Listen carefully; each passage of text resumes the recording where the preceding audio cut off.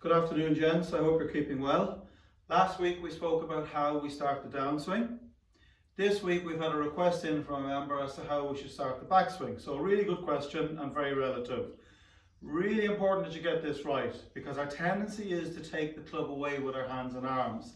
And that might sound logical, that might sound right. But believe it or not, if you start the backswing with your hands and your arms, you create disconnection straight away. So what I mean by that is that. So that's actually disconnected.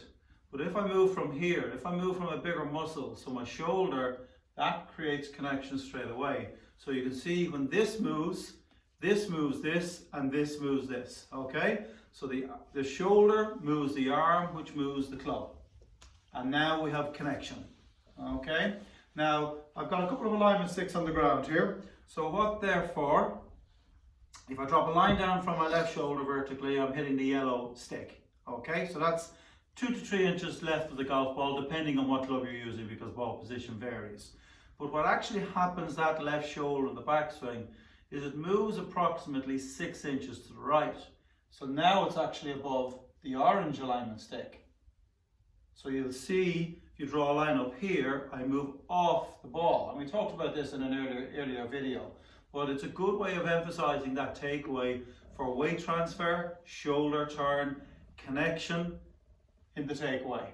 And you can see now I've completed. So your left shoulder moves from 2 or 3 inches left of the golf ball to 2 or 3 inches right of the golf ball in the backswing. So it moves along a line and we create full turn and full shoulder turn at the same time. So it's a really good move. You'll see my legs are still staying reasonably solid on the ground. So my legs aren't moving with the shoulders. That creates a sway.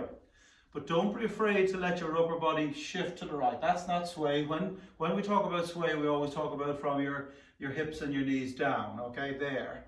But your upper body, believe it or not, is allowed shift to the right. When we're hitting half and 3/4 shots, again, we spoke about this, we tend to cover the ball and not have that shift.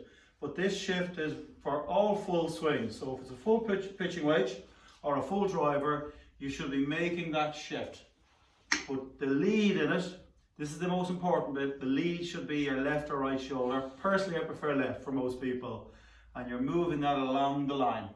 So don't be afraid to, don't think that should stay on the one spot.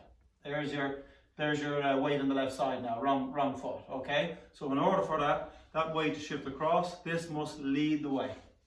Okay, so we'll do that in motion now, and you can see left shoulder over the yellow stick, and I'll move it across and it'll finish on top of the orange stick. And that gets me into the right position here. And now we can make those movements that we talked about on the downswing. I hope this helps.